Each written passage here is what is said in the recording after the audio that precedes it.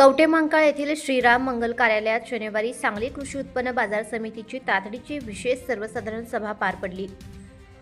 या सभेत बाजार समितीच्या प्रस्तावित त्रिभाजनाला संचालकांसह शेतकरी सभासदांनी तीव्र विरोध दर्शवला। त्रिभाजनास विरोध करणारा आणि मिरज, कवठेमहांकाळ, जत या 3 तालुक्यांसाठी सध्याची एकच कृषी उत्पन्न बाजार समिती कायम ठेवावी अशी मागणी करणारा ठराव शेकडो सभासदांनी हात वर करून एकमताने मंजूर केला।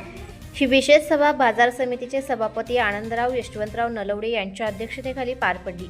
सभेच्या सुरुवातीला सचिव महेश चव्हाण यांनी त्रिभाजनासंदर्भात शेतकरी सभासदांचा अभिप्राय मागवणारे परिपत्रक उपस्थितांना दाखवले। यावर सविस्तर चर्चा झाल्यानंतर माजी सभापती सुजय शिंदे यांनी राज्य सरकारच्या प्रत्येक तालुक्यासाठी एक बाजार समिती करण्याच्या धोरणाला विरोध दर्शवणारा ठराव मांडला। या ठरावाला उपस्थित शेकडो शेतकऱ्यांनी एकमताने पाठिंबा दिला। 3 तालुक्यातील शेतकऱ्यांचे व्यवहार, शेतीमालाची आवक जावक आणि बाजारपेठेचे स्थैर्य लक्षात घेता सध्याची रचना कायम ठेवणे शेतकऱ्यांच्या हिताचे असल्याचा सूर सभेत उमटला। त्रिभाजन झाल्यास बाजार समितीच्या कार्यक्षमतेवर विपरीत परिणाम होऊन शेतकऱ्यांचे नुकसान होईल अशी भीती व्यक्त करण्यात आली।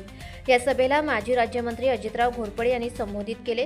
तसेच माजी आमदार विक्रम सावंत, जिल्हा बँकेचे संचालक सुरेश पाटील, जिल्हा परिषदेचे समाज कल्याण सभापती दादासाहेब कोळेकर, जिल्हा परिषद सदस्य संजय बनसोडे, पंचायत समितीचे उपसभापती कदम, शिवसेना नेते बजरंग पाटील, पंचायत समिती सदस्य दिलीप झुरे, रवी किरण घागरे, संदीप पाटील, टीव्ही पाटील, उपसभापती रावसाहेब पाटील, संचालक रामचंद्र पाटील, बाबूसाहेब बुरसे, स्वप्नील शिंदे, महेश पवार, बाबासाहेब माळी, शशिकांत नागे, रमेश पाटील, मारुती बंडगर, शकुंतला बिराजदार, कुसुम कोळेकर, संचालक व शेतकरी मोठ्या संख्येने उपस्थित होते।